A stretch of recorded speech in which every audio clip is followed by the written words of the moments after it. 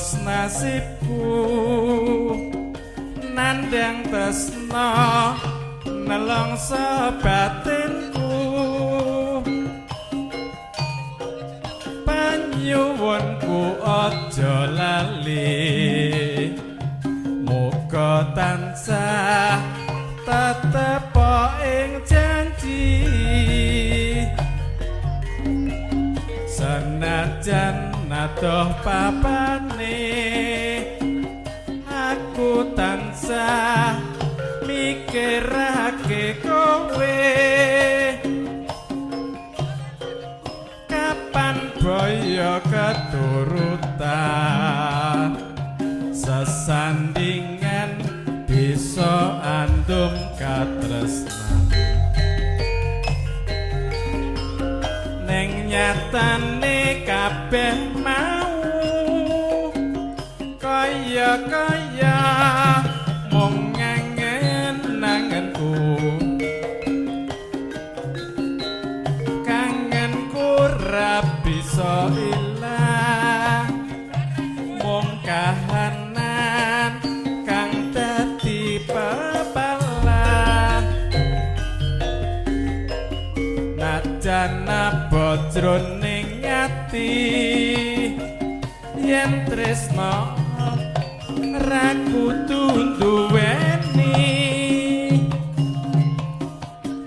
jare monggo paribasan wekasan tresnaku mung trimo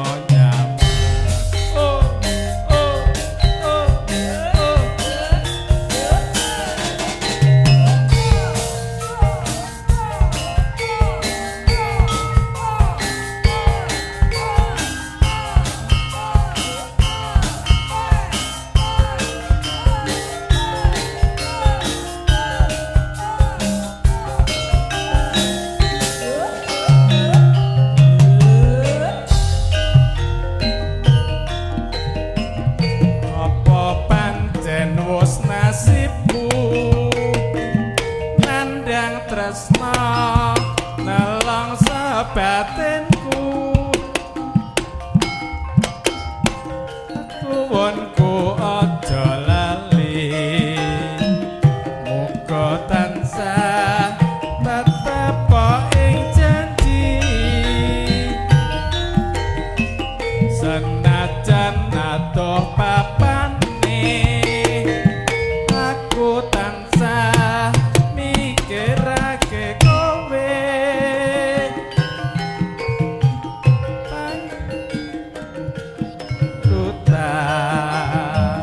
sesandingan bisa andum katresnan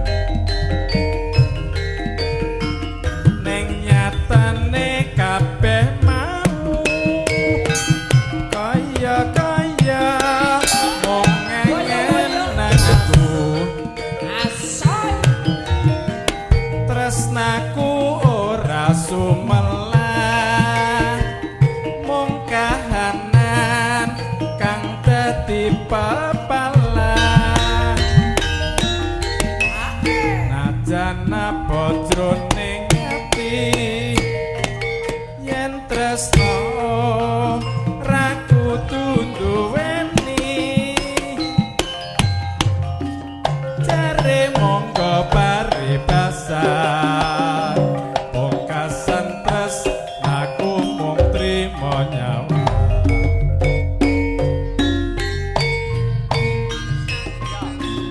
wis tau kira monggo niki saking Kodim Trenggalek monggo Pak Sarmidi engko bengi bayi ya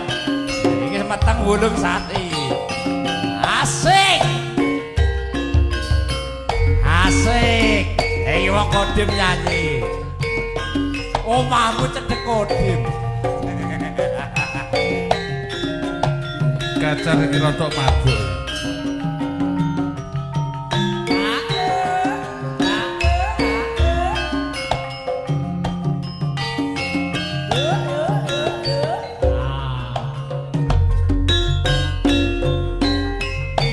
aku wis janji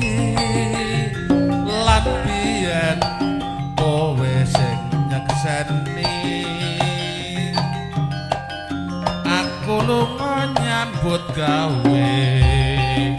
yen tak tinggal sing jajak imane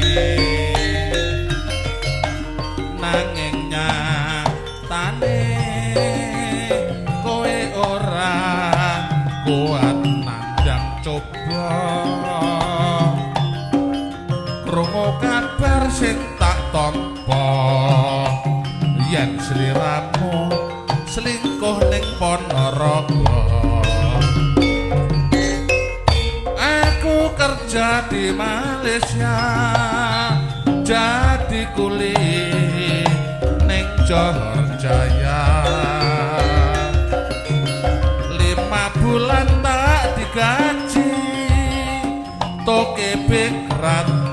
melarikan diri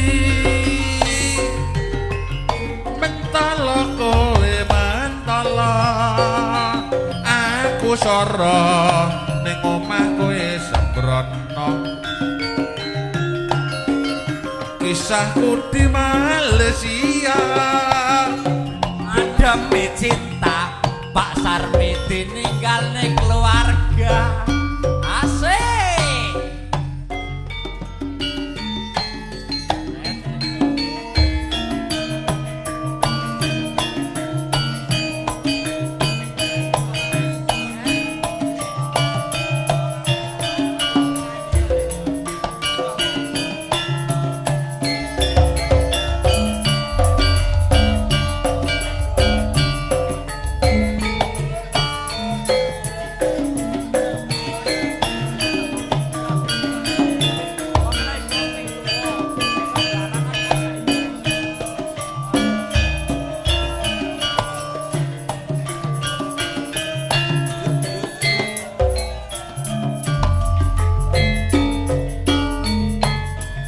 dalan iki biyen nate tak lewati nalikane langit mendung kutha ngawi senggang gelaga wis kinurip jroning saben liwat aku ora bisa lali tak olati isih kaya wingi uni ora krasa loh tumetes brebes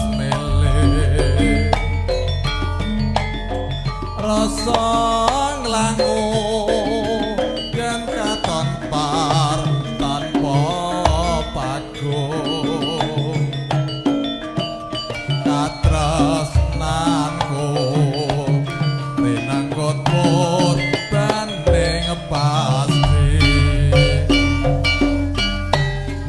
tak olati isih kaya wingi